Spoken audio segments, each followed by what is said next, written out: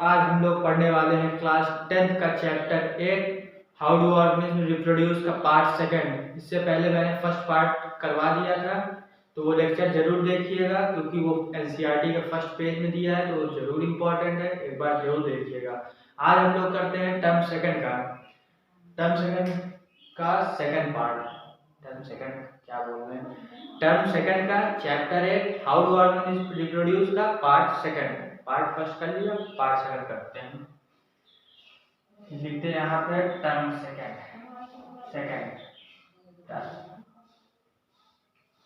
Term की preparation कौन सा एनसीईआरटी के हिसाब से chapter 8 how do organism reproduce, how do organism reproduce. ये आप लोग को हमने समझा दिया था रिप्रोडक्शन क्या होता है, कैसे होता है, वो भी आगे समझाएंगे। क्या होता है रिप्रोडक्शन, हम लोग क्यों पेरेंट्स की तरह दिखते हैं, क्यों नहीं दिखते हैं, ये पूरा आपने फर्स्ट लेक्चर में हम लोगों ने बढ़िया समझ लिया था, जरूर देख लीजिए वो। फिर उसके बाद आज हम लोग कवर करेंगे सेक्सुअल एंड एसेक्सुअल डिफरेंस। सबसे पहले देख लेते हैं सेक्सुअल और एसेक्सुअल डिफरेंस क्या होता है। चलिए देखते हैं एसेक्सुअल और सेक्सुअल डिफरेंस क्या है। डिफरेंस एसेक्सुअल क्या होता है, ओनली सिंगल पेरेंट्स, मतलब सिर्फ एक ही पेरेंट्स होता है, only single parent involve, only single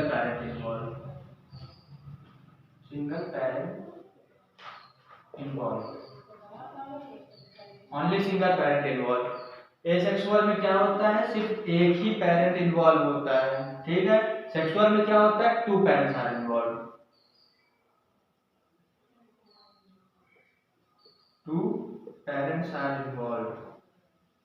2 parents are involve.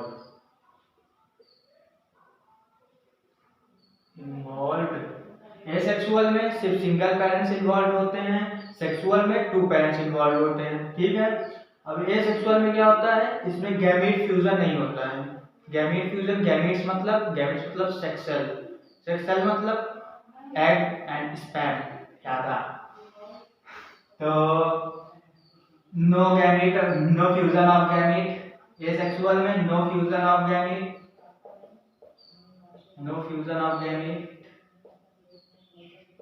और सेक्सुअल में क्या होता है, फ्यूजन ऑफ गैमेट्स का फ्यूजन होता है, फ्यूजन ऑफ गैमेट्स का यहाँ लिख देते ब्रैकेट में सेक्स सेल, ठीक है। एसेक्सुअल में क्या होता है, सिंगल पेरेंट्स इन्वॉल्व होते हैं, सेक्सुअल में क्या होता है, 2 पेरेंट्स इन्वॉल्व होते हैं। एसेक्सुअल में नो फ्यूजन ऑफ गैमेट्स और सेक्सुअल में फ्यूजन ऑफ गैमेट्स, ओके। तो समझ में आया है। फिर उसके बाद अब लिखते हैं इसमें लेस एनर्जी।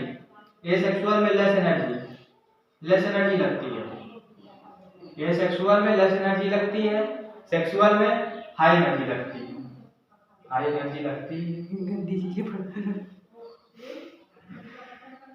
तो एसेक्सुअल में लेस एनर्जी लगती है, सेक्सुअल में, हाँ तो सुन रहे हैं, एसेक्सुअल में लेस एनर्जी लगती है, सेक्सुअल में हाई एनर्जी लगती है, ठीक है। तो अब चौथा क्या लिख रहे हैं, चौथा लिखते हैं लेस टाइम। एसेक्सुअल में लेस टाइम लगता है, लेस क्या लिखे हैं, टाइम को हम लोग लिख लेते हैं स्मॉल टाइम, मिनिमम नहीं, लेस टाइम लिख लेते हैं, लेस टाइम लगता है, लेस। और इस वजह से हम कंफ्यूज हो, क्योंकि यहाँ पे जब हाई टाइम लिखेंगे तो सही नहीं लगेगा ना, इसी वजह से लेस टाइम में थोड़ा दिक्कत आ गया। चलिए यहाँ हाई टाइम लिख देते हैं, आगे लिख देंगे हम हिंदी में ज्यादा समय समाप्ति की घोषणा होते हुए, समय ज्यादा समय, ठीक है। तो एसेक्सुअल और सेक्सुअल में डिफरेंस, मेनली डिफरेंस ये दो होते हैं। अगर आपने ये दो लिख दिए, मतलब जैसे 1-2 नंबर का क्वेश्चन आया, आपने सिर्फ ये दो लिख दिए थोड़ा सा बना के, तो आपको पूरे नंबर मिल जाएंगे, मेन डिफरेंस यही होता है दोनों में। ये लेस एनर्जी और लेस टाइम, तो अगर थोड़ा सा डीपली मतलब थोड़ा सा और करने का है या आपको करने का मन हो तो कर सकते हैं, कोई बहुत बड़ी चीज नहीं है।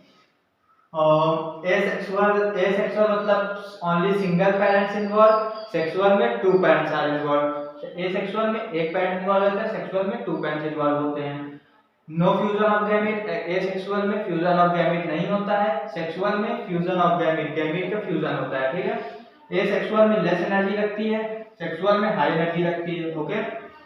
एसेक्सुअल में लेस टाइम में डिवीजन हो जाते हैं। अब जैसे देखे होंगे एल्गी या पैरामीशियम देखे होंगे, बहुत जल्दी जल्दी डिवाइड होते हैं, तो लेस टाइम में। सेक्सुअल में हाई टाइम लगता है, 9 मंथ्स लगते हैं, तो सेक्सुअल में हाई टाइम मतलब ज्यादा समय लगता है, ठीक है। स्क्रीनशॉट ले लीजिए, बेस्ट चीज है, स्क्रीनशॉट ले लीजिए डिफरेंस। अब इसके आगे हम लोग चलते हैं,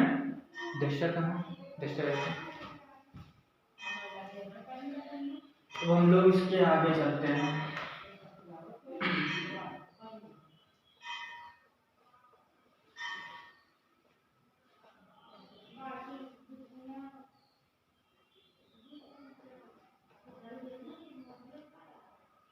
इसके आगे हम लोग का क्या है, हाँ, types of asexual reproduction, types of asexual reproduction देखते हैं।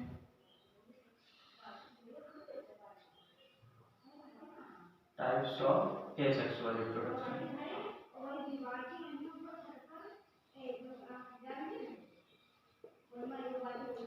टाइप्स ऑफ एसेक्सुअल रिप्रोडक्शन में क्या क्या चीज आते हैं, ऐसे चलिए आपको एक ही चीज गिनाते हैं। बाइनरी फिजन आता है, फिर उसके बाद आता है हम लोग का बाइनरी फिजन में दो पार्ट्स होते हैं, एक बाइनरी फिजन कह रहे हैं, फिजन आता है सबसे पहले। फिजन में दो पार्ट्स होते हैं, एक बाइनरी फिजन होता है, एक मल्टीपल फिजन होता है। तो सबसे पहले हम लोग फिजन देखते हैं क्या होता है। टाइप्स ऑफ एसेक्सुअल रिप्रोडक्शन में हम लोग सबसे पहले देखेंगे फिजन क्या होता है। लेकिन उससे पहले हम लोग एसेक्सुअल का, आपको यहाँ पे टाइप्स ऑफ एसेक्सुअल रिप्रोडक्शन पढ़ने से पहले आपको हम एसेक्सुअल का थोड़ा सा समझा देते हैं ब्रीफली। जैसे आप एसेक्सुअल में देखते हैं, वो डिफरेंस बताया था, अब एसेक्सुअल के बारे में थोड़ा बता देते हैं, लिख देते हैं यार, इसको इग्नोर करिए, अभी एसेक्सुअल के बारे में बता देते हैं। एग्जांपल हम लोग ले लेते हैं एल्गी हम लोग एग्जांपल लेते हैं। एल्गी क्या होता है, एक ये एल्गी है, मान लीजिए ये न्यूक्लियस है, न्यूक्लियस लिखते हैं, ये इसके अगल बगल सब साइटोप्लाज्म है, साइटोप्लाज्म लिखते हैं, ठीक है। अब ये पेरेंट सेल है, ये क्या है, पेरेंट सेल है, ध्यान से समझते जाइए, पूरा समझ में आ जाएगा। ये पेरेंट सेल है, अब ये अपने आप को डिवाइड करेगा, कैसे, ये आगे गया, ये थोड़ा सा ऐसे लंबा हो जाएगा, मतलब इसके अंदर का न्यूक्लियस भी ऐसे थोड़ा लंबा हो जाएगा, ये साइटोप्लाज्म। फिर ये अपने आप को ब्रेक करेगा बीच से, मतलब आधा न्यूक्लियस और आधा न्यूक्लियस, आधा साइटोप्लाज्म, दो बराबर हिस्सों में बढ़ गए। मतलब कि जैसे मान लीजिए ये एल्गी है, ये आपको फ्लेयर कहा गया, हाँ जैसे देखिए फ्लेयर लिखा है, ये पूरा एल्गी है, ये फ्लेयर लिखा, फ्लेयर में ये फ्लेयर समझ लीजिए न्यूक्लियस है, फ्लेयर समझ लीजिए न्यूक्लियस है। और अब ये अपने आप को डिवाइड कर रहा है, दो डॉटर सेल बना रहा है, तो ये आधा FL और आधा A, FL आधा A इधर वाले हिस्से में आ जाएगा और आधा AIR उधर वाले हिस्से में चला जाएगा। मतलब मान लीजिए FL इधर आ गया, AIR उधर चला गया, तो दो बराबर भागों में वो डिवाइड हो गया, तो धीरे धीरे ब्रेक करना है। फिर ये बना देगा आगे चल के टू डॉटर सेल, जिसमें आधा साइटोप्लाज्म और आधा न्यूक्लियस, ये आधा साइटोप्लाज्म आधा न्यूक्लियस, जो कि बना के अपना एक पूरा बॉडी बना लेगा, ठीक है। ये इसको डॉटर सेल कहते हैं। डॉटर सेल क्यों कहते हैं, कमेंट में आप बताइएगा, हमको तो पता ही है, देखिए आपको पता है कि नहीं। डॉटर सेल, ये है डॉटर सेल, ठीक है। ये पेरेंट सेल है, पेरेंट सेल के अंदर न्यूक्लियस है, साइटोप्लाज्म में, न्यूक्लियस के अंदर जेनेटिक मटेरियल होते हैं, सबको पता है, वेल डन। फिर उसके बाद आगे चल के ये अपने आप को ब्रेक कर रहा है। मतलब यहाँ पे आप देखिए कि इसमें यहाँ पे आप देखिए कि ओनली सिंगल पेरेंट इन्वॉल्व है, ये सिंगल पेरेंट इन्वॉल्व हो रहा है, सिंगल पेरेंट इन्वॉल्व हो रहा है। यहाँ पे देखिए कोई फ्यूजन नहीं हुआ है, कोई गैमीट्स का फ्यूजन नहीं हुआ है, नो गैमीट्स फ्यूजन, कोई भी गैमीट का फ्यूजन नहीं हुआ है। सिंगल पेरेंट है, कोई भी गैमीट का फ्यूजन नहीं हुआ है, लेकिन अपने आप को ब्रेक करके उसने 2 डॉटर सेल बनाई, मतलब न्यू प्रोजेनी बना दी। तो यही एसेक्सुअल का मतलब है। एसेक्सुअल में हम लोगों ने क्या लिखा था, single parent involve, single parent है इन्वॉल्व है, no gametes of, no fusion of gametes, कोई भी फ्यूजन नहीं हुआ गैमीट्स का। ओके, फिर लेस टाइम, ये बहुत जल्दी होता है, लेस टाइम बहुत जल्दी होता है, कम एनर्जी लगती है। देख लीजिए ये हेल्दी थी, थोड़ा आगे चल के डिवाइड होने चालू किया, जेनेटिक मटेरियल बराबर बराबर 2 हिस्सों में डिवाइड किया, 2 डॉटर सेल बन गई, बहुत लेस एनर्जी लगी इनको डिवाइड होने में। ठीक है, समझ में आया ना? चारों पॉइंट लिखे थे, चारों पॉइंट आपको याद रखने हैं। ओके, तो ये पेरेंट सेल, ये अपने आप को डिवाइड किया, 2 डॉटर सेल बना दिया। ठीक है, अब ये 2 डॉटर सेल जो है ये पेरेंट सेल बन जाएंगे, जो डॉटर सेल इससे आई है ये पेरेंट सेल बन जाएंगी। अब ये पेरेंट सेल आगे चल के डिवाइड होकर 2 और डॉटर सेल बनाएंगी। अब शायद आप लोग को डॉटर सेल का आंसर पता हो गया होगा, अगर ये बच्चा ज्यादा साथी है उसको पता चल गया होगा, कमेंट में बताइएगा। तो ठीक है, अब हम लोग फिजन देखते हैं, सेक्सुअल का हो गया, हम लोग फिजन देखते हैं, फिजन क्या होता है।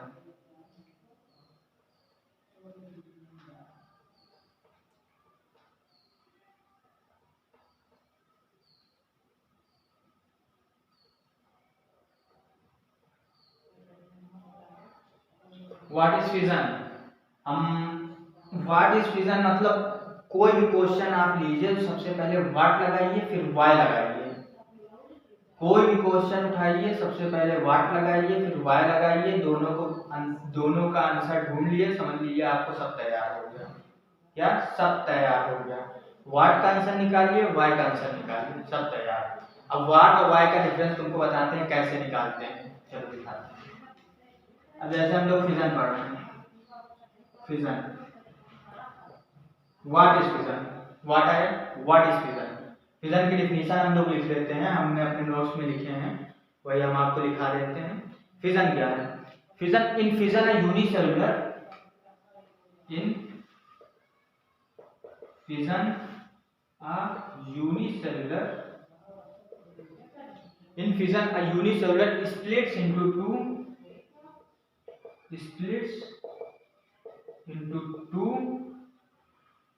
or more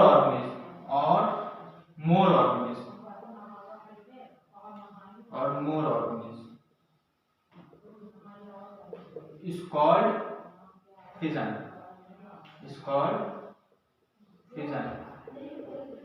बेस्ट डिफिनीशन है।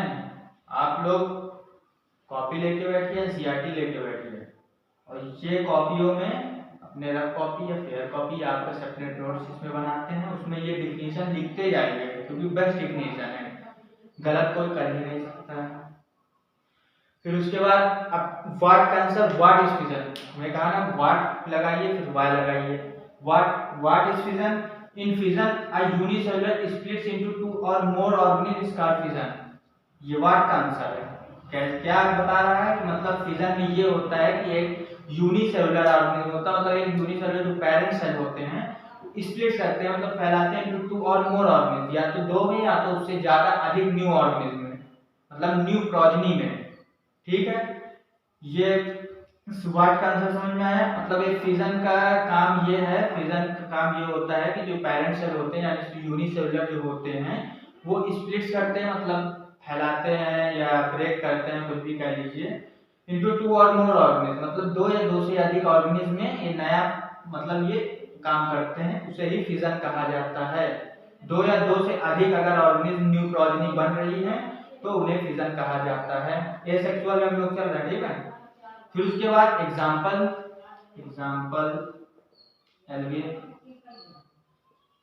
एल्गे हो गया और पैरामीशियम हो गया, पैरामीशियम ये भी ठीक। Paramecium algae. ठीक है, तो अब व्हाट का आंसर समझ में आया। What is fission? फिजन क्या है? फिजन एक यूनिसेलुलर ऑर्गेनिज्म होता है, मतलब जिसको पेरेंट सेल कहा जाता है। वो अपने आप को ब्रेक करता मतलब फैलाती है, अपनी संतानें फैलाती है, अपना खानदान फैलाता है इनटू टू और मोर ऑर्गेनिज्म, मतलब दो या दो से अधिक ऑर्गेनिज्म में न्यू प्रोजेनी लाता है एक सिंगल पेरेंट्स, उसे ही फिजन कहा जाता है। फिजन का मतलब क्या समझ में आया? मतलब एक सिंगल पेरेंट्स जो यूनिसेलुलर होता है वो टू और मोर ऑर्गेनिज्म प्रोड्यूस करता है, मतलब न्यू प्रोजेनी बनाता है, उसे ही फिजन कहा जाता है। एग्जांपल जैसे एल्गी, पैरामीशियम, एटीसी। समझ में आया? अब चलिए आपको वही एल्गी का एग्जांपल लेके चलते हैं, क्योंकि एल्गी सबको याद रहता है ज्यादातर। एल्गी का एग्जांपल लेके चलते हैं। ये हम लोग की एल्गी है, इससे पहले भी हम समझाए थे एसेक्सुअल में। ये हम लोग की एल्गी है, ये साइटोप्लाज्म है, ये न्यूक्लियस है, ये आगे चला, ये थोड़ा सा ऐसे लंबा हुआ न्यूक्लियस, ब्रेक होना शुरू हुआ, ये आगे चल के दो डॉटर सेल बना दिए। क्या बना दी? दो डॉटर सेल बना दी, ये साइटोप्लाज्म। तो इससे क्या समझ में आया? समझ में ये आया कि फिजन में क्या कहा गया? यूनिसेलुलर, मतलब एक ये सिंगल सेल है, मतलब कि पेरेंट सेल। पेरेंट सेल, ये एक पेरेंट सेल है, ठीक है, इंटू टू और मोर ऑर्गेनिज्म, इंटू टू। समझ में आया कि नहीं? Into two. तो आप आई थिंक समझ में आया होगा। मतलब एक सिंगल पेरेंट्स अगर दो या दो से अधिक में, देखिए यहाँ पे टू और मोर करा है, यानी दो में एल्गी आ गई। अगर मोर का कहा जा रहा है तो मोर का एग्जांपल क्या था? एक मिनट। हाँ, प्लाज्मोडियम लिख देते हैं, प्लाज्मोडियम।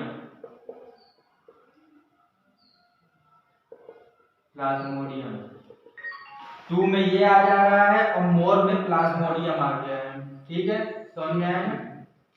तो फिजन का यही काम है कि एक यूनिसेलुलर ऑर्गेनिज्म होता है जो टूट के टू और मोर, दो या दो से अधिक न्यू प्रोजेनी बनाता है, उसे ही फिजन कहा जाता है। ओके, आई थिंक सबको समझ में आ गया, ठीक है। अब उसके बाद हम लोग चलते हैं, फिजन के दो पार्ट्स होते हैं, binary fission and multiple fission. देखते हैं वो दोनों क्या होते हैं, binary fission and multiple fission.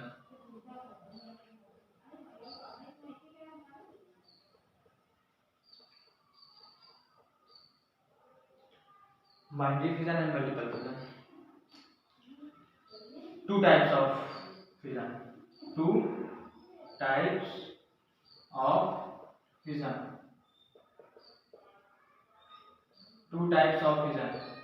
Binary fission.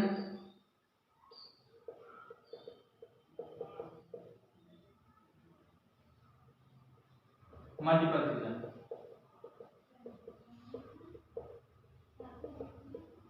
तो सबसे पहले हम लोग देख लेते हैं फिजन, तो समझ में आ गया। अब हम लोग देखते हैं बाइनरी फिजन क्या होता है। Binary fission, binary fission, what is binary fission? What is binary fission? Binary fission देख लेते हैं। सबसे पहले हम लोग बाइनरी फिजन का डेफिनेशन देख लेते हैं। फिर से बता दे रहे हैं कि हम अपने नोट से आपको डेफिनेशन दिखा रहे हैं, तो ज्यादा शक मत करिएगा। Two individuals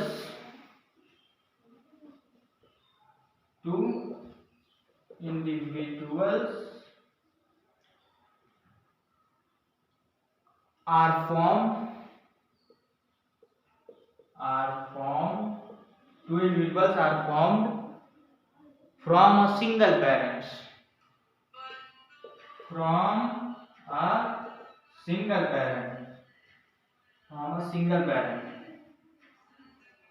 in binary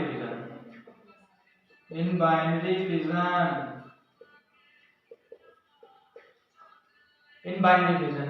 okay, तो बाइनरी फिजन में आपको डिफिनेशन समझ में क्या आया? What is binary fission? Binary fission मतलब आपको डिफिनेशन से क्या समझ में आ रहा है? Two individuals are formed from a single parent in binary fission, मतलब कि बाइनरी फिजन में एक पेरेंट से टू इंडिविजुअल फॉर्म होते हैं। देखिए फिजन, आप कंफ्यूज ज्यादा मत होइएगा। अगर फिजन पूछ रहा है तो एक पेरेंट से 2 और मोर, फिजन में 2 और मोर था, लेकिन बाइनरी फिजन में सिर्फ 2 है, मतलब सिंगल पेरेंट से सिर्फ 2 है। कंफ्यूज मत होइएगा इसमें। फिजन अगर पूछे तो फिजन में 2 और मोर लगेगा, और फिर बाइनरी फिजन पूछ रहा है तो 2 लगेंगे, और अगर मल्टीपल फिजन पूछ रहा है तो मोर लगेगा। ओके, समझ में आ गया? कंफ्यूज मत होइएगा। तो बाइनरी फिजन में क्या होता है, 2 individuals are form from a single parent, मतलब 2 इंडिविजुअल्स, मतलब 2 न्यू कॉलोनी एक सिंगल पेरेंट से फॉर्म हो गए, उसे ही बाइनरी फिजन कहा जाता है। एग्जाम्पल एल्गियम, एल्गियम होता है पैरामीशियम, पैरामीशियम मेडिसिन। तो बाइनरी फिजन में क्या है, एल्गे, एल्गे का भी समझाया था ना, ये हम लोग का एल्गे है, ये हम लोग का न्यूक्लियस है, ये साइटोप्लाज्म है, ये आगे चला, ये आगे चल के इसका न्यूक्लियस डिवाइड हुआ, जेनेटिक मटेरियल डिवाइड हुआ, साइटोप्लाज्म 2 भाग में डिवाइड हुआ, ये डॉटर सेल बनाया, ये हम लोग की डॉटर सेल बनी। मतलब क्या कह रहा है, एक सिंगल पेरेंट से, क्या लिखा है, from a single parent, single parent, ये सिंगल पेरेंट है ना। फिर उसके बाद क्या कह रहा है, 2 individuals are from single parents, single parent से हम लोग क्या हुए, 2 इंडिविजुअल्स फॉर्म हुए, 2 इंडिविजुअल्स। तो डिफिनीशन के हिसाब से समझ में आया है, मतलब 2 individuals are form from a single parent, in binary fission. समझ में आया ना, बाइनरी फिजन में एक सिंगल पेरेंट से 2 इंडिविजुअल, मतलब 2 न्यू कॉलोनी फॉर्म होती है। ओके, बाइनरी फिजन हो गया। अब मल्टीपल फिजन देखते हैं, मल्टीपल फिजन देखते हैं।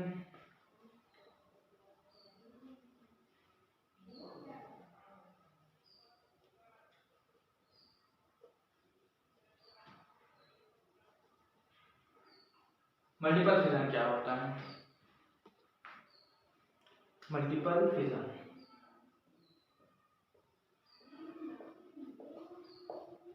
Multiple fission, what is multiple fission? चलिए डेफिनेशन पहले देख लेते हैं। Multiple fission,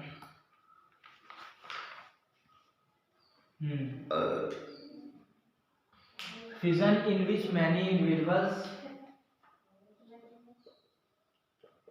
fission in which many individuals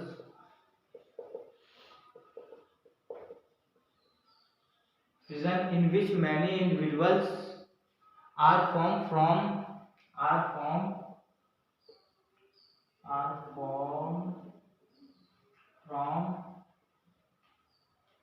splitting होगा, हाँ, from splitting of a single parent, splitting of a single parent is called, कुछ छोड़ा तो नहीं, हाँ, is called multiple fission, is called multiple fission।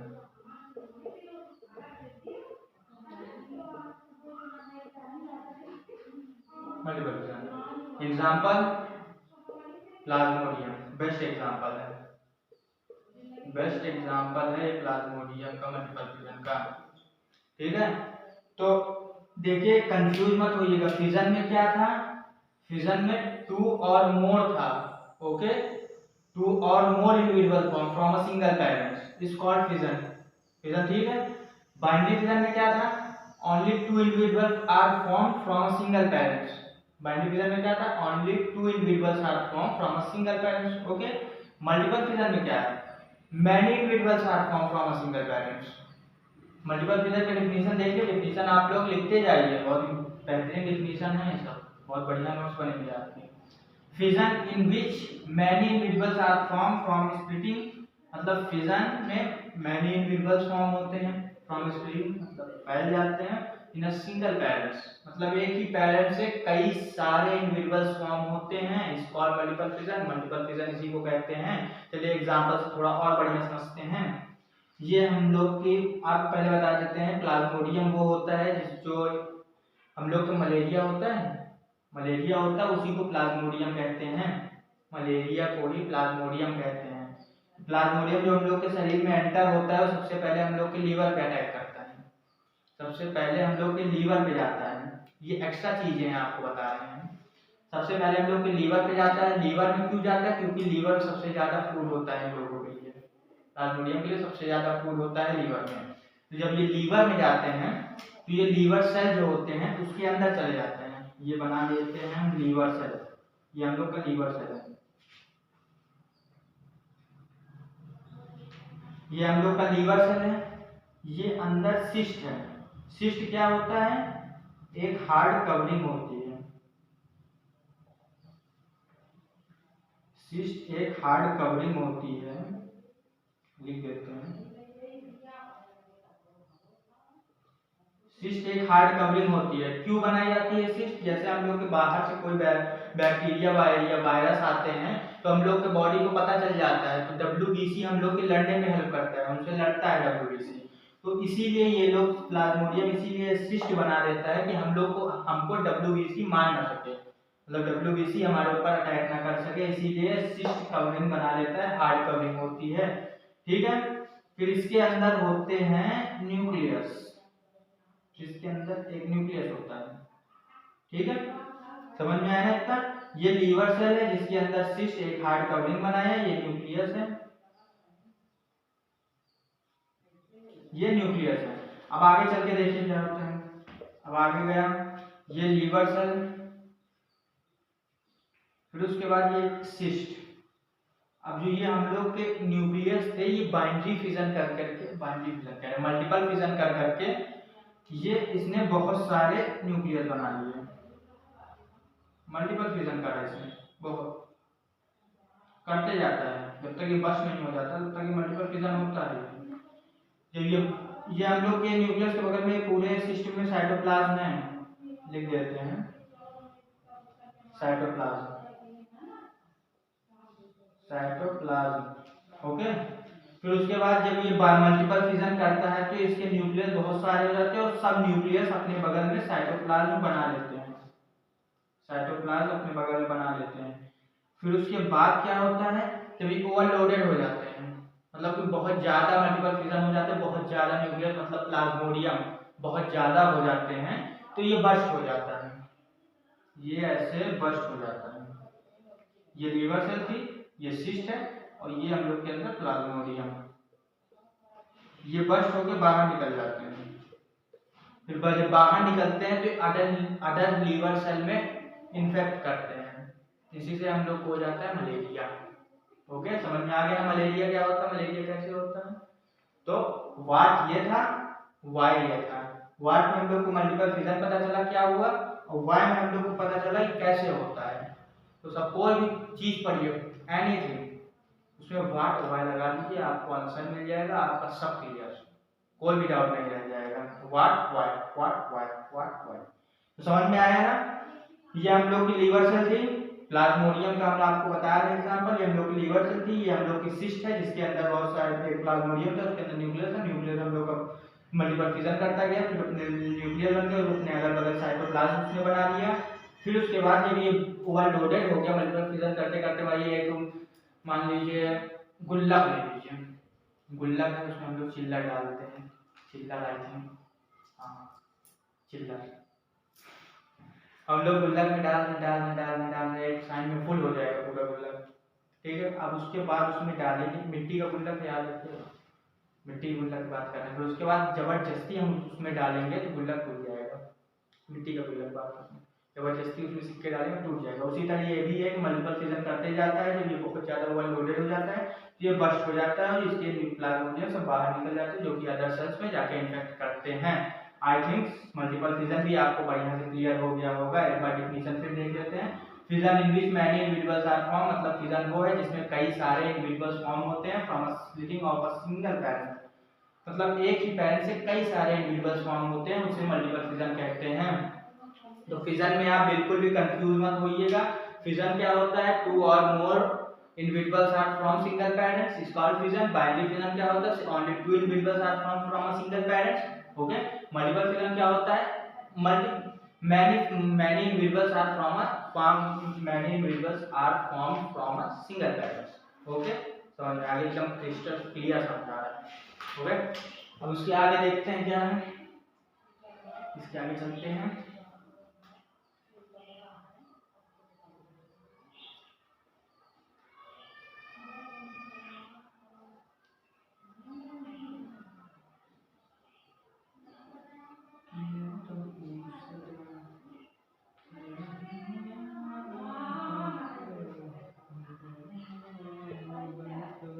हाँ, अब उसके आगे क्या है, बडिंग। हाँ, व्हाट इज बडिंग, बडिंग क्या होती है, हम लोग देखते हैं बडिंग। बडिंग क्या है, बडिंग बहुत सी फनी सा ये है, बडिंग बहुत फनी है। इसके चलिए हम पीछे स्माइली बना देते हैं, बहुत फनी सी चीज है।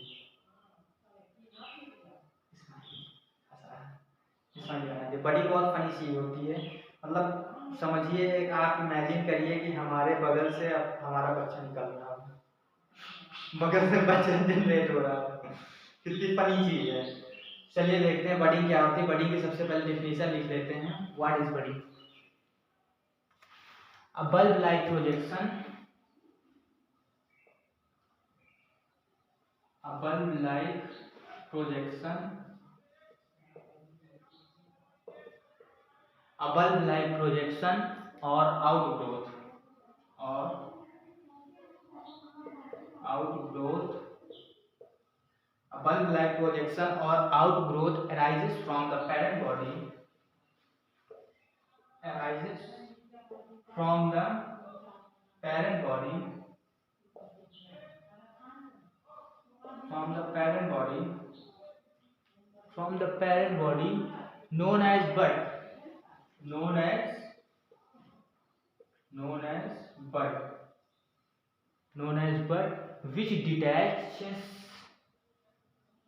which detaches and grow to form a new organism, and grow to form a new organism। तो इसका मतलब क्या समझ रहे हैं आप? इस कॉल्ड बडिंग। तो हम लोग क्या समझे इससे, हम लोग डिफिनीशन से क्या समझे? A bulb like projection or outgrowth arises from the parent body, मतलब एक बल्ब लाइक प्रोजेक्शन होता है जो कि मतलब आउटग्रोथ करता है अपने पेरेंट बॉडी से। मतलब समझ लीजिए कि हम लोग का बच्चा बगल से निकल रहा, मतलब एराइज कर रहा, पैदा हो रहा, निकल रहा, मतलब हमारे। फिर उसके बाद चलिए, outgrowth arises from the parent body known as bud, और जो हम लोग का वो निकलता है बड, जो हम लोग बगल से निकला है उसे बड कहा जाता है। मतलब जो पेरेंट बॉडी से जो आउटग्रोथ निकल रहा है बल्ब लाइक, उसको बड कहा जाता है। Which detach and grow to form a new organism, फिर उसके बाद जब वो टूट के जमीन में गिरता है तो वो अपना एक नया ऑर्गेनिज्म बन जाता है, अपने आप को डेवलप करके एक नया ऑर्गेनिज्म बन जाता है, उसे ही बडिंग कहते हैं। समझ में नहीं आया ना? समझ में आएगा। Example, hydra, east. अब हम लोग लेके चलते हैं हाइड्रा का एग्जांपल। हाइड्रा का एग्जांपल समझने में आपको बहुत आसानी होगी। हाइड्रा हम लोग इस तरह होता है,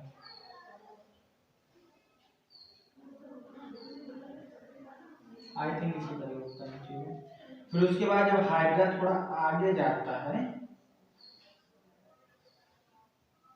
तो ये इसके बगल से एक बल्ब लाइक प्रोजेक्शन आउटग्रोथ करता है, बल्ब लाइक ऐसे आउटग्रोथ करता है, मिनी हाइड्रा, मिनी हाइड्रा जिसको बड कहा जाता है।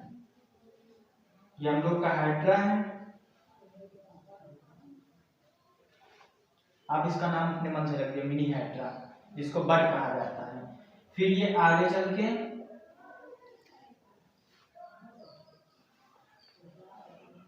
डिटैच हो जाता है, मतलब टूट जाता है, यहाँ गिर जाता है, और और फिर ये अपना एक नया ऑर्गेनिज्म बना लेता है, मतलब ये बड़ा हो जाता है, खूब ये भी उसी तरह बड़ा हो जाता है, पेरेंट बन जाता है। जैसे आप कोई पेरेंट्स बनेंगे उसी तरह ये भी बन जाता है पेरेंट्स। तो डिफिनीशन से इसको मैच करिए। डिफिनीशन से मैच क्या करिए, मतलब कि फिगर को डिफिनीशन से मैच करना चाहिए कि फिगर में क्या क्या है, डिफिनीशन में क्या क्या है। देखो फिगर में डिफिनीशन में क्या है, अ बल्ब लाइक प्रोजेक्शन और आउटग्रोथ। अ बल्ब लाइक मतलब ये अ बल्ब लाइक प्रोजेक्शन आउटग्रोथ कर रहा है, arises from the parent body. ये पैरेंट बॉडी थी, इसमें ये पैरेंट बॉडी है, पैरेंट बॉडी है, पैरेंट बॉडी से अराइज कर रहा है, ये पैरेंट बॉडी से अराइज कर रहा है, नोन एज बड, इसे बड कहा जाता है, उसे बड कहा जाता है। Which detach and grow to form a new organism. Which detach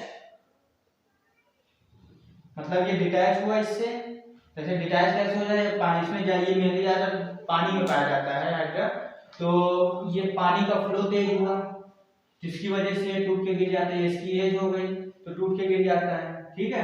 तो ये जब ये डिटैच होता है, जब जमीन में जाता है तो ये अपना एक न्यू ऑर्गेनिज्म बन जाता है, ये एक न्यू ऑर्गेनिज्म बन गया जो कि आगे जाके फिर एक पैरेंट हाइड्रा बनेगा, फिर वो एक नया प्रोजेनी लाएगा, उसके बगल से निकलेगा क्या बड।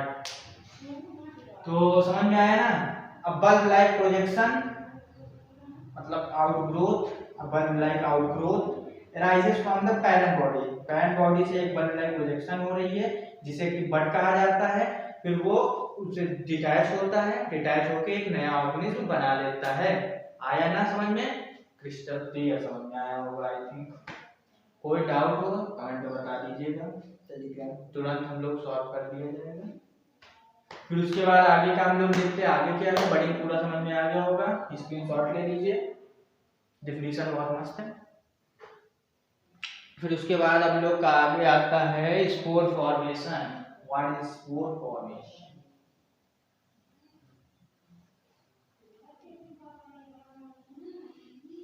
What is spore formation?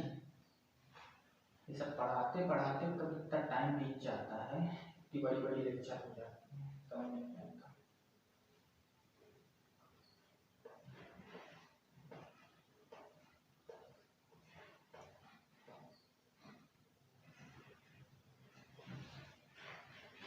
हाँ हम लोग देखते हैं स्पोर फॉर्मेशन क्या होता है। What is spore formation? Next one spore formation. Spore formation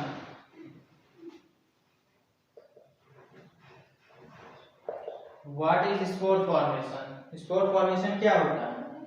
तो चलिए पहले हम लोग इसका डिफिनीशन लिख लेते हैं। सबसे पहले हम लोग डिफिनीशन लिखते हैं कि आप लोग की हेल्प हो जाए, इसलिए हम लोग डिफिनीशन अच्छी लिखते चल रहे हैं। तो डिफिनीशन हम लोग स्पोर फॉर्मेशन की क्या है? Spore formation is a common method of asexual. Spore is a common method of asexual spore is a common method of asexual reproduction in lower organisms. Reproduction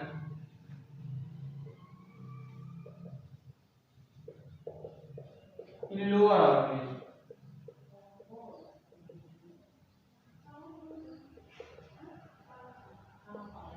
spore formation क्या है? Spore formation is a common method of asexual reproduction in lower organism। हाँ जैसे कि क्लाइमाइडोमस example लिख लें, बहुत खराब नाम है, क्लाइमाइडोमस। दूसरा राइजोपस,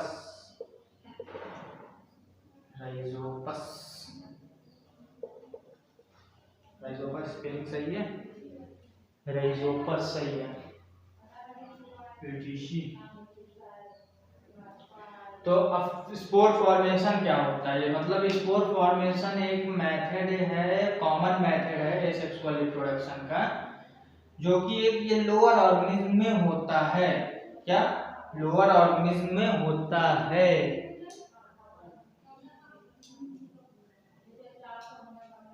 ठीक है, तो अब हम लोग के लिए एग्जाम्पल के जरिए हम लोग समझते हैं, आप लोग को और क्रिस्टल क्लियर हो जाएगा एग्जाम्पल के जरिए। जैसे राइजोपस है, आपने वो सुना देखा है, ब्रेड में क्या लग जाता है, फंगस, ब्रेड में फंगस लग जाता है ना, कुछ दिन उसको रखे रहिए, देखिएगा आपको कुछ समझ में आ जाएगा कि राइजोपस क्या है, स्पोर फॉर्मेशन कैसे होता है।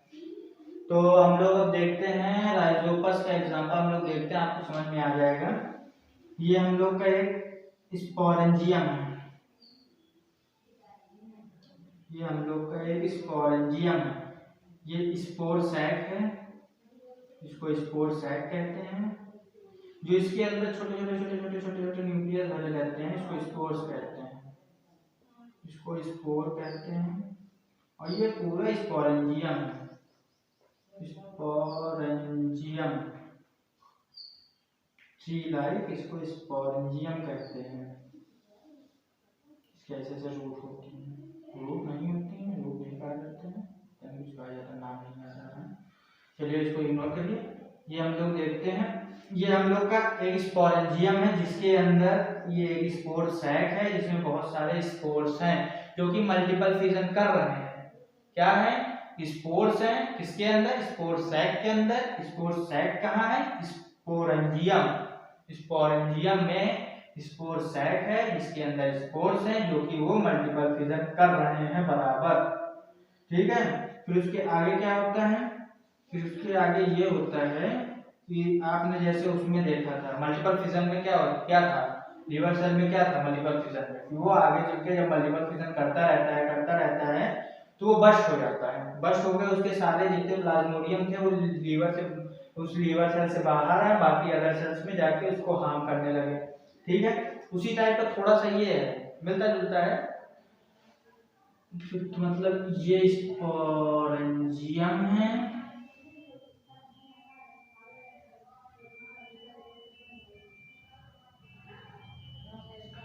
अब ये जब मल्टीपल फिजन कर रहा है तो ओवरलोड हो जाएगा, गुल्लक वाला बताया था, सिक्का डालते एक समय में ऐसा आएगा कि वो टूट जाएगा, ज्यादा डालेंगे, जबरदस्ती डालेंगे तो उसी तरह ये मल्टीपल फिजन है, मल्टीपल फिजन जबरदस्ती करता ही रहता है, तो ये ओवरलोड हो जाता है, तो इसके अंदर के जितने भी स्पोर्स होते हैं वो सब बाहर आ जाते हैं, बाहर आके कहाँ जाते हैं, जमीन में गिर जाते हैं,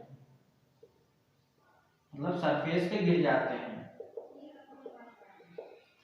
ये स्पोर्स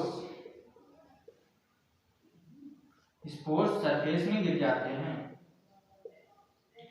स्पोरेंजियम था, उसके अंदर स्पोर सैक था, जिसके अंदर स्पोर थे, वो जब मल्टीपल फिजन कर रहे हैं, मल्टीपल फिजन वो लगातार कर रहे हैं, मल्टीपल फिजन करते करते वो ओवरलोडेड जब हो गए तो वो बर्स्ट हो जाते हैं, जब वो बर्स्ट होते हैं तो उसके अंदर के जितने भी स्पोर्स थे वो सब बाहर आ जाते हैं। एग्जांपल जैसे आपको हम देते हैं, एक फूल होता है, उसका नाम नहीं याद है हमको, फूल होता है, फूल में ही उस सीड है, बहुत सारे उसके होते हैं, अगर फ्लावर जैसे होता है, फ्लावर के ही अंदर बहुत सारे सीड्स होते हैं, तो जब वैसे हवा चली या हम लोग ने हिला दिया या उनकी एज हो गई तो वो सीड्स जमीन में गिरते हैं, जमीन में अगल बगल गिर जाते हैं, तो आप कुछ समय बाद देखिए कि वही फ्लावर प्लांट निकल रहा है, बहुत सारे निकल गए हैं अगल बगल।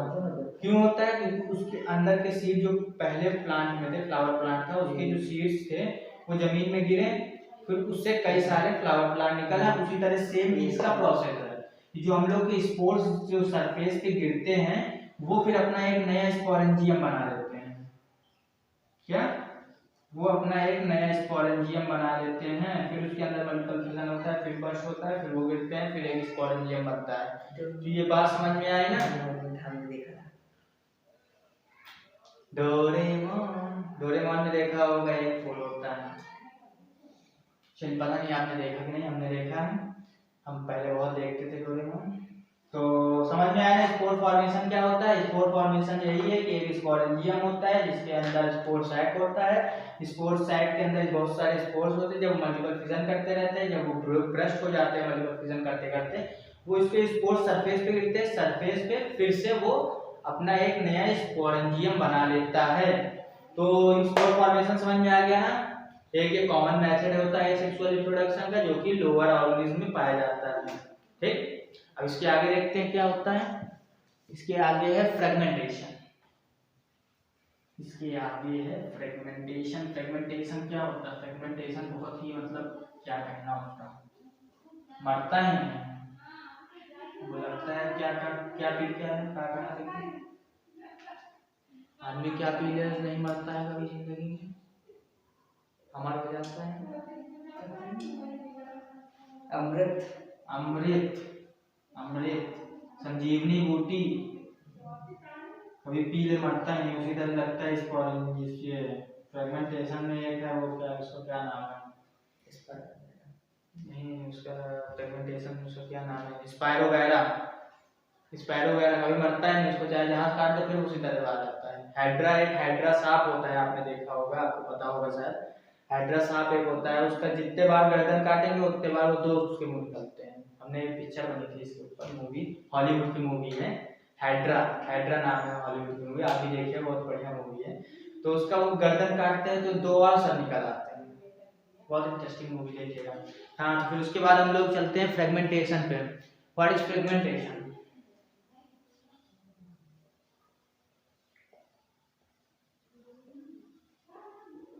Fragmentation, what is fragmentation? चलिए पहले डेफिनेशन लिख लेते हैं फ्रेगमेंटेशन की।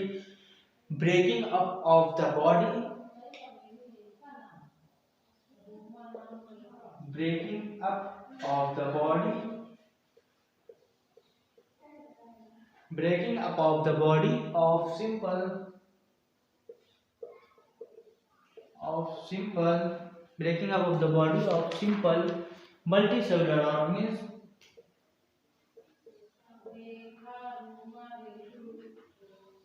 multicellular organisms into fragments or pieces, into fragments or pieces, into fragments or pieces such that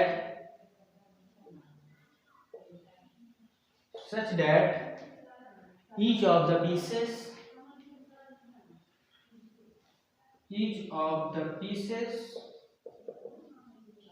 such that each of the pieces grow to form a new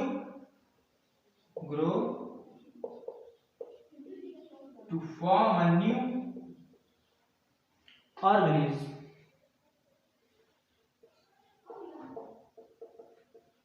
It's called fragmentation.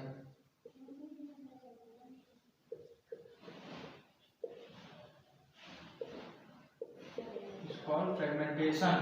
Example, Spirogera.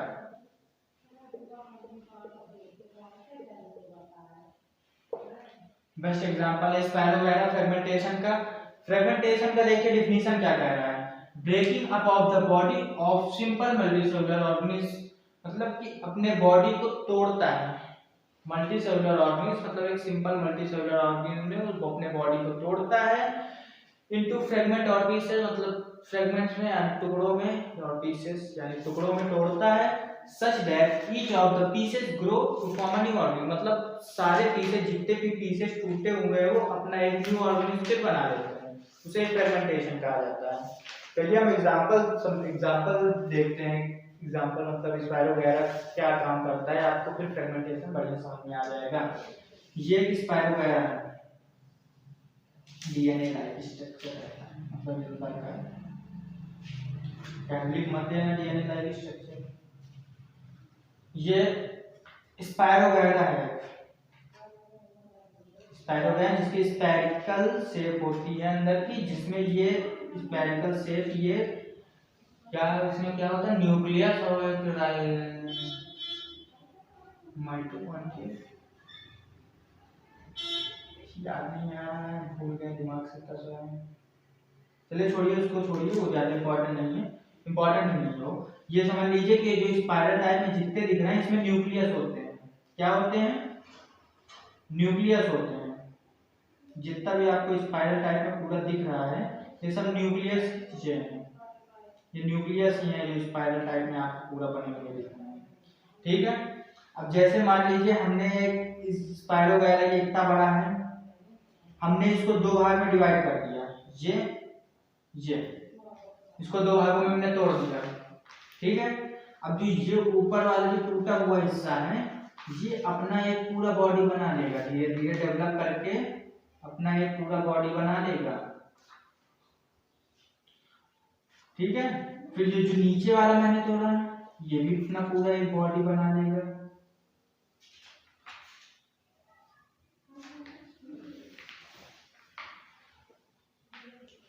और जो ये वाला cutting piece है ये भी अपना पूरा body बना लेगा। मतलब इसको कहीं से भी काटिए तो ये अपना पूरा शरीर को डेवलप कर लेगा। मतलब जैसे कि अगर हम लोग में कैपेबिलिटी होती तो हम लोग अपना गर्दन काटते तो गर्दन अपना पूरा शरीर डेवलप कर लेता और हम लोग ऊपर गर्दन डेवलप कर लेते हैं। लेकिन ऐसा क्यों है कि अपना डेवलप कर लेता है? क्योंकि ये इसके अंदर न्यूक्लियस हैं, न्यूक्लियस ब्रेन होते हैं, न्यूक्लियस को ब्रेन कहा जाता है। तो जो न्यूक्लियस होता है, न्यूक्लियस इसके हर पार्ट में होते हैं, तो इसको कहीं से भी काटा जाए तो न्यूक्लियस की हेल्प से वो अपना पूरा फिर से नया एक अपना ऑर्गेनिज्म बना लेते हैं। तो आई थिंक समझ में आया होगा, नहीं समझ में एक बार फिर समझिए। एक हम लोग के पास पूरा स्पाइरोगैरा था जिसको हमने दो पार्ट में डिवाइड किया, मतलब दो पार्ट में दो जगह से काटा, तो तीन पार्ट में, तीन पार्ट में डिवाइड हुआ, जिसका एक पार्ट को हमने देखा कि वो फिर कुछ देर बाद वो अपना पूरा एक न्यू ऑर्गेनिज्म बन गया। फिर एक जो पार्ट था वो भी अपना देखा पूरा न्यू ऑर्गेनिज्म बन गया। फिर जो एक पार्ट था उसको भी देखो अपना पूरा न्यू ऑर्गेनिज्म बन गया। मतलब कहीं से भी काट दीजिए वो अपना पूरा एक बॉडी डेवलप कर ले, मतलब पूरा वो फिर से डेवलप हो जाएगा। क्यों होता है डेवलप उस तरह? क्योंकि उसके हर जगह न्यूक्लियस होता है जो कि उसकी हेल्प करता है बॉडी डेवलप करने में। ओके, समझ में आया? फ्रेगमेंटेशन क्या होता है? फिगर से रिलेट करा करिए डेफिनेशन को, डेफिनेशन को फिगर से रिलेट करें। फिगर में क्या कह रहा है, डेफिनेशन में क्या कह रहा है। फिगर में देखिए, डेफिनेशन देखिए, डेफिनेशन देखिए। ब्रेकिंग ऑफ द बॉडी, मतलब ब्रेक हुआ body, simple multicellular organism into fragments, मतलब जो मल्टीसेलुलर होते हैं इनको फ्रैगमेंट्स और पीसेस में ब्रेक किया गया। एक दो तीन पीसेस में लिख देते हैं, एक दो तीन, तीन पीसेस में, such that each of the pieces grow to form a new organism. ये देखिए इसने अपना एक न्यू ऑर्गेनिज्म फॉर्म कर लिया, इसने भी अपना एक न्यू ऑर्गेनिज्म फॉर्म किया, इसने भी अपना एक न्यू ऑर्गेनिज्म फॉर्म कर लिया। तो समझ में आया ना?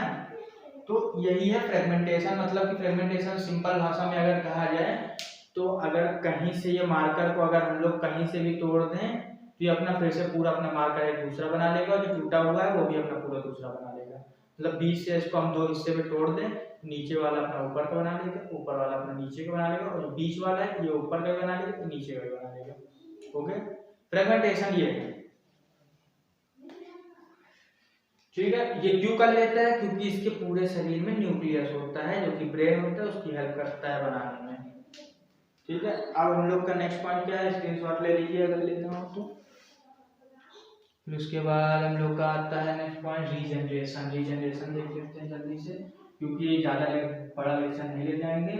इसके आगे वेजिटेटिव प्रोपोगेशन है जो कि आपको हम नेक्स्ट लेक्चर में पूरा समझाएंगे। वेजिटेटिव प्रोपोगेशन थोड़ा बड़ा है तो उसको हम नेक्स्ट लेक्चर एक सेपरेट लेक्चर उसके लिए बना देंगे। फिर उसके बाद हम लोग शुरू करेंगे sexual reproduction.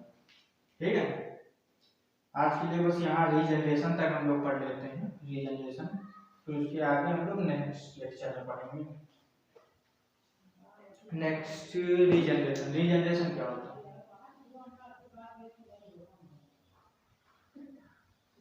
Regeneration, what is regeneration? चलिए डेफिनेशन लिख लेते पहले। The ability of an organism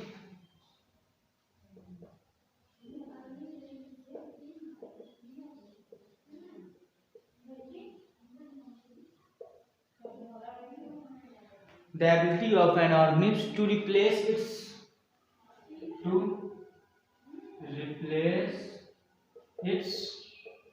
lost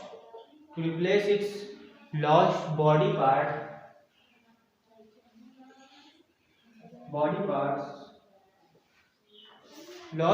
parts by regrowth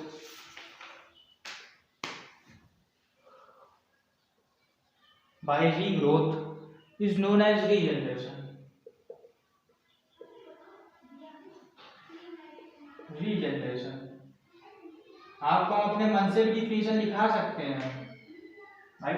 regeneration हमको तो पता है क्या है, आपको अपने मन से भी डिफिनेशन लिखा सकते हैं। आप हम लोग जैसे हम देख रहे हैं वहाँ पे अपने नोट्स में तब लिखा रहे हैं, अपने मन से भी हम लिखवा सकते हैं। लेकिन आपके लिए बेस्ट नोट लाए हैं बेस्ट डिफिनीशन रहे, इसी वजह से हम लोग देख के लिखा रहे हैं। और हम लोग के पास इतना टाइम नहीं है कि हम लोग उसको याद कर सकें, क्योंकि हम लोग के पेपर चल रहे हैं, हम लोग के बोर्ड आने वाले हैं, तो इसी वजह से हम लोग उसमें भी अपना टाइम देते हैं, इसमें भी टाइम देते हैं, तो हम लोग इसको जरूरी नहीं समझते हैं याद करना। लिखने में तो अपने मन से डिफिनीशन लिख सकते हैं।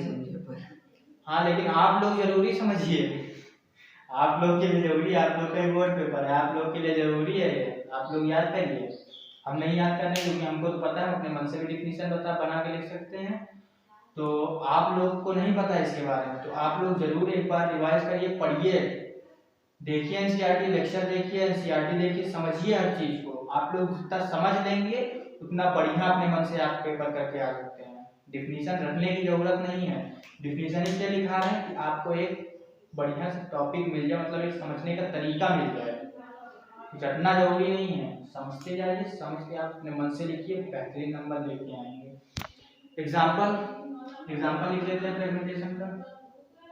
एग्जाम्पल क्या था इसका? प्लेनेरिया, जिसको कहते हैं वो क्या कहते हैं, फ्लैटवर्म। प्लेनेरिया को फ्लैटवर्म भी कहते हैं। तो डिफिनीशन क्या कह रहा है? The ability of an organism to replace its lost body, मतलब उसके पास, एक ऑर्गेनिज्म के पास एबिलिटी होती है कि वो अपने लॉस्ट बॉडी पार्ट को, कटे हुए बॉडी पार्ट को, खोए हुए बॉडी पार्ट्स को वो फिर रीग्रोथ कर लेता है। इसको ही रीजनरेशन कहते हैं। अभी तक जो हम लोग पढ़ते आए हैं फ्रेगमेंटेशन तक और रीजनरेशन में कंफ्यूज मत होइएगा। फ्रेगमेंटेशन और रीजनरेशन में कंफ्यूज मत होइएगा। फ्रेगमेंटेशन प्लांट में आता था, वो सेल्स थे, फ्रेगमेंटेशन सेल्स थे। रीजनरेशन ये एक ऑर्गेनिज्म है, रीजनरेशन ये एक ऑर्गेनिज्म है, ठीक है।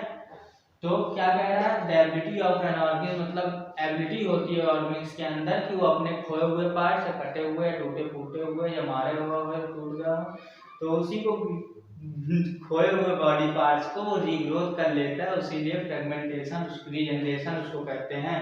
प्लेनेरिया से हम लोग देखते हैं, जैसे फ्लैटवर्म होता है, ये इसके आई क्या कहते हैं, आई क्या कहते हैं, आई स्पॉट, इसको आई स्पॉट कहते हैं। तो जैसे प्लेनेरिया को हम लोगों ने दो भागों में काट लिया, दो भागों में काटा तो उसके तीन हिस्से हुए, मतलब एक ऐसे काटा, एक ऐसे काटा, तीन हिस्से उसके हुए, एक नीचे, एक बीच, एक ऊपर। तो हमने इसको काटा, सर काट दिया, मुंडी उड़ा दी, बाहुबली का। तो हम लोगों ने इसकी गर्दन काट दिया, ये इसका बीच का लास्ट बॉडी पार्ट है, ये इसका नीचे का बॉडी पार्ट है। हम लोगों ने तीन हिस्से में इसको काटा है, 1 2 3। अब क्या होता है? अब जैसे ये जो ऊपर वाला काटा हमने, तो ये अपना नीचे का बॉडी पार्ट डेवलप कर लेगा, ये अपने नीचे का बॉडी पार्ट डेवलप कर लेगा पूरा। और जो ये हम लोग का बीच वाला था, ये अपने नीचे और ऊपर का दोनों डेवलप कर लेगा, रीग्रोथ कर लेगा। और जो नीचे वाला था, ये अपना पूरा ऊपर का डेवलप कर लेगा, रीग्रोथ कर लेगा। समझ में आया ना क्या कह रहे हैं? कि मतलब इसको पॉसिबिलिटी 3 हिस्सों में होती है, कि अगर इसको पॉसिबिलिटी है 3 कट, अगर इसको किया जाए 1 2 कट किए गए, 3 पार्ट में डिवाइड हुआ, लेकिन वो फिर से अपने आप को रीग्रोथ कर लेगा। जैसे छिपकली होती है, लिजर्ड, उसकी पूंछ कट जाती है, आपने देखा होगा, सबने आई थिंक देखा होगा, उसकी पूंछ टूट जाती है। उसकी पूंछ जब टूट जाती है तो फिर नई पूंछ निकल आती है, उसी जो नई पूंछ निकलती है उसी को ही रीजनरेशन कहते हैं। जैसे स्टार फिश होती है, स्टार फिश का अगर एक स्टार काट दिया जाए, मतलब एक लेग कह लीजिए, हाथ कह लीजिए, आर्म्स कह लीजिए, कुछ भी कह लीजिए, काट दिया जाए तो फिर रीग्रोथ हो जाता है। तो रीजनरेशन का मतलब समझ में आया ना? और उसमें फ्रेगमेंटेशन और रीजनरेशन में कंफ्यूज मत हो जाए। फ्रेगमेंटेशन प्लांट और सेल्स के बारे में था, रीजनरेशन ऑर्गेनिज्म के बारे में, ठीक है। ऑर्गेनिज्म में हम लोग नहीं आते हैं कि हम लोग अपना हाथ काट दे तो हाथ दोबारा निकल आएगा, काट लेते हैं। तो समझ में आया ना? Fragmentation, regeneration. रीजनरेशन वो है कि जिसके अपने ऑर्गेनिज्म वो होते हैं जिनके पास एबिलिटी होती है कि अपने लॉस्ट बॉडी पार्ट को फिर रीजनरेट कर ले, जैसे प्लेनेरिया। समझ में आया ना? तो फिर आज के लिए देखिए, हाँ ठीक है। तो फिर आज के लिए हम लोग का बस इतना ही। हम लोग अगले लेक्चर में वेजिटेटिव प्रोपोगेशन पढ़ेंगे। तो अगर आप कोई भी डाउट हो तो कमेंट में आप बताइएगा। अगर हम लोग से कांटेक्ट करना है कर लीजिए, कांटेक्ट कर लीजिए। तो कांटेक्ट कैसे कर सकते हैं, ये हमारा व्हाट्सएप नंबर है 6307049050 6307049050। ओके, ये हम लोग का व्हाट्सएप नंबर है। ये हम लोग की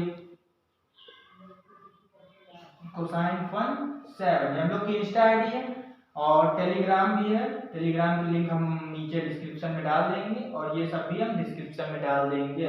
पर्सनल चाहिए तो अपने पर्सनल अटेंशन। हाँ, अगर हमारा पर्सनल अटेंशन चाहिए तो हमारा पर्सनल ये हमारा ये पर्सनल नंबर ही है, इससे भी हम कांटेक्ट करें। और पर्सनल अटेंशन चाहिए कि हम लोग का ये हमारा पर्सनल इंस्टा आईडी है प्रिंस सुहेल 9।